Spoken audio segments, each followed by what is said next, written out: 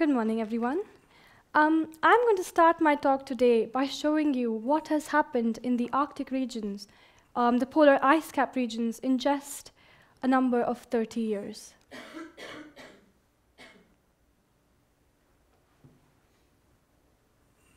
Climate change. Climate change is a global and a very urgent issue. The consensus today is that we are in a state of global warming, and if we don't do something about it, we will face consequences which are way beyond our control. According to NASA, the polar ice caps are melting at a rate of 9% every decade. The thickness of this Arctic ice has reduced by nearly 40% since the 1960s. We all know that the main contributor to global warming is the consumption of fossil fuels, which is basically levels of energy consumption. The developed half of the world has been consuming huge amounts of energy for a long period of time now. And even as of today, the per capita or per person energy consumption in the West is much higher when compared to some countries in the developing half of the world. We are nowhere near the goals and targets we set for ourselves in the Paris Agreement. While this is happening on one side of the world, the other side of the world has seen a huge movement towards development. We have seen the rate at which China has grown and India is growing. And as more than half the world's population starts to consume more and more energy, we are going to have to find a way which will help both the developing world as well as preserve our environment for the future generations. My talk will focus on India and how India can be a representation of the kind of problem the world is going to face as these developing countries start to equip billions around the world with more energy. India. India is the world's 7th largest country. It is home to 1.32 billion people and is also one of the top 5 largest economies on the planet. It has been growing at a rate of over 5% over the last decade. I was born and brought up in India. And in India, as a young girl, I myself have seen a lot of wealth as well as a lot of poverty. Living in India, I've also experienced very high levels of air pollution. And this often got me to think about the question if development is always at the cost of the environment. So, today, I'm going to propose 3 questions, which are in turn going to answer my main question, and these are, by how much will India need to increase its energy consumption to meet its development plans? What will this increase in energy consumption mean in terms of carbon dioxide emissions for India and the world? And is there another way or a better solution for India to develop? To answer these questions, we first need to understand what development is and also understand how it is measured. Living in India, I always related development to wealth and money. This is because the television channels, the newspapers, they used to always link GDP growth with development. So my vision of development became big buildings, skyscrapers, shopping malls, factories, cars, and stuff like that. But that all changed when I came to the UK 3 years ago. When I came to the UK, I realized that development actually means much more. When today I ask myself what a developed society is, I realize that this question is not just about money. It is the quality of life one is entitled to in a developed country like, for example, the United Kingdom. In his book, Development as Freedom, the Nobel laureate Amartya Sen states that development is the process of expanding the real freedoms that people enjoy. One such measure of development is called the Human Development Index, which looks at 3 major aspects to formulate and measure development. And these 3 major aspects are a long, healthy life, people having basic literacy rates and knowledge, and people having a decent standard of living. So this is how you measure development, by looking at these 3 aspects. So it occurred to me, and I always wondered so now we've understood what development is and how it is measured, and I often wondered if development in countries has any correlation with the amount of energy they're consuming. So what I did was, I went on to the World Bank and the UNDP websites, and I took out the figures for the various HDIs of various countries, as well as their per capita or per person energy consumptions, and I plotted a graph. So we have the HDI of the various countries on the y-axis and the per person energy consumption on the x-axis. And what we come up with is a graph like that. Now let me break down this graph to you. At the higher levels of development, which is above an HDI of, say, 0.8, 0.9, 1, the points are more scattered apart, as you can see. And this shows that the relationship between energy consumption and development breaks down. So as countries develop, they reach a certain point after which they do not need to increase energy consumption to develop. Whereas at lower levels of development, that is below an HDI of, say, 0.6, the points are all cluttered together. So what this shows is that there's a very strong relationship between energy consumption and development in developing countries. And significant improvements in development can be brought about by increasing small amounts of per capita energy consumption. As of today, India has an HDI of 0.6 and a per capita energy consumption of 600 kilograms of oil per person per year. Now, where will India be 15 years down the line?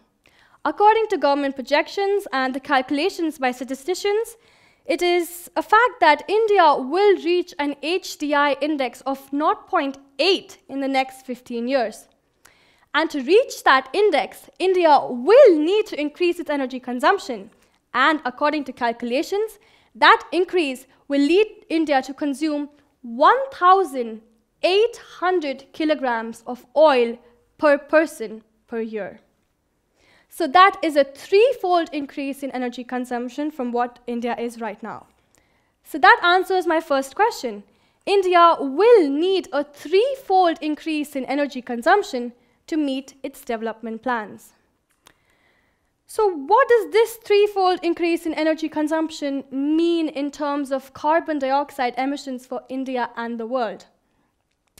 I examined data relating to the three largest consumers of energy, and they are India, China, and the USA, and found that more than 80% of their fuel and their energy comes from fossil fuels, which are the main cause for global warming.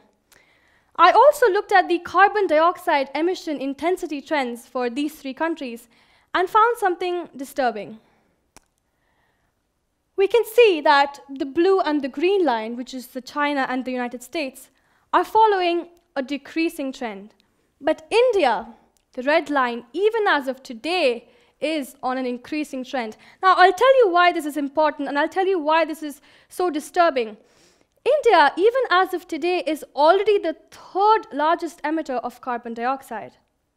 And with the increase in energy requirement expected over the next 10 years, as India starts to reach its development plan of an HDI of 0.8, and with millions and millions of more people starting to consume 1,800 kilograms of oil per person per year, India will be emitting carbon dioxide at unsustainable levels, both for itself and the world. And the fact is, this won't just be India alone. This is going to be a similar case with all developing countries around the world. They are going to equip people with energy, and this is going to increase the pollution caused by these fossil fuels. So what do you do about this? Do you ask countries to stop developing? Is that a solution?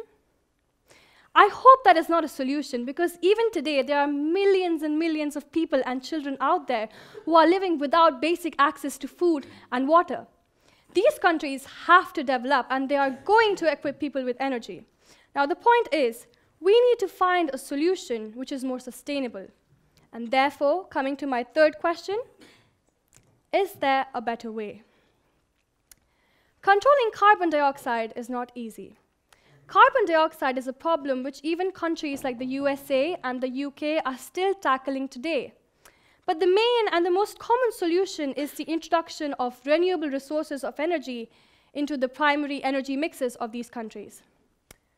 I found something interesting. I'm going to tell you an interesting fact. Even as of today, 2018, the percentage of renewables in India and China's primary energy mix is actually higher than the case of the United States of America. As you can see, India has 11.3%, China has 11.7%, whereas the USA still only has 8.4%.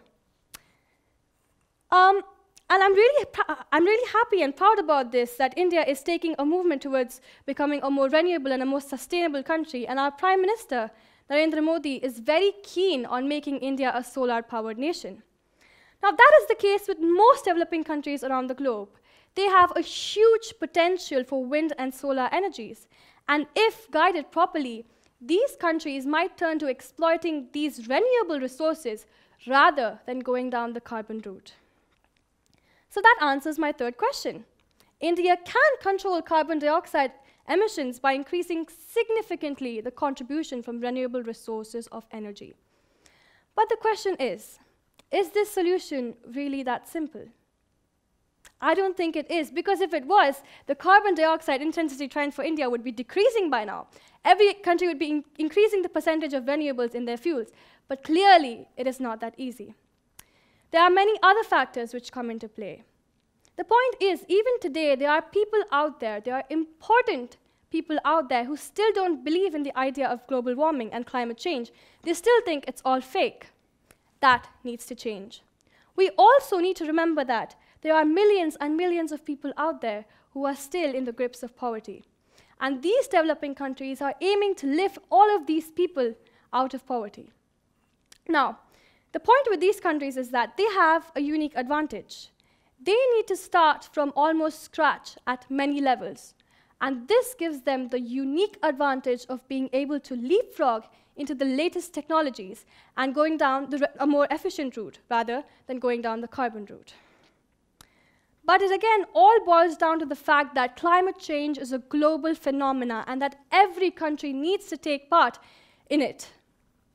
Even today, there are countries like the US, as I said before, they have a per capita energy consumption or per person energy consumption of 6,500 kilograms of oil per person per year.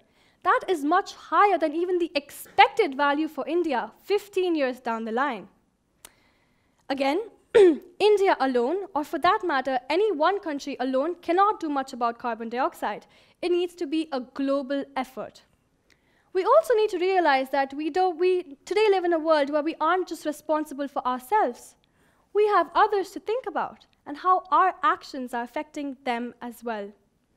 If we humans are going to live on this planet and do so in harmony with other species, we are going to have to find a more sustainable way to live than we do right now. And a lot of that is going to involve lower levels of per capita or per person energy consumption. We must accept the fact that climate change is real. We cannot live in denial anymore. We need to make a change because the future of their planet, as well as the future of our planet, depends on us. Thank you.